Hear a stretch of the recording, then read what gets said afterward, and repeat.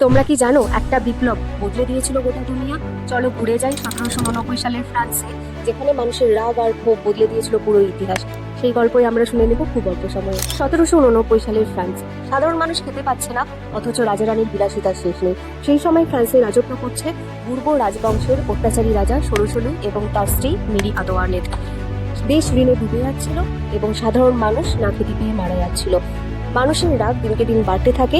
সেই রাগেরই বহিঃপ্রকাশ ঘটে 14ই জুলাই বাস্তিল দুর্গ আক্রমণের মাধ্যমে।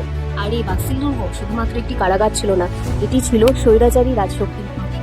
এবং এই দুর্গ আক্রমণের মাধ্যমেই 1799 সালের ফরাসি বিপ্লবের সূচনা। তোমরা কি জানো এই বিপ্লবে মুখ্য ভূমিকা নিয়েছিল মেরি আদোয়ানেতের বিলাসিতা? শোনা যায় নাকি মেরি আদোয়ানেত চুল বাঁধার জন্য মাসে $1200 খরচ করতেন, যা একজন শ্রমিকের কয়েক মাসের আয়ের সমান ছিল। শুধু তাই নয়, মেরি আদোয়ানেতের নিজস্ব 500 কর্মচারীও ছিল। এমনকি মেরি আদোয়ানেতের জন্য আলাদা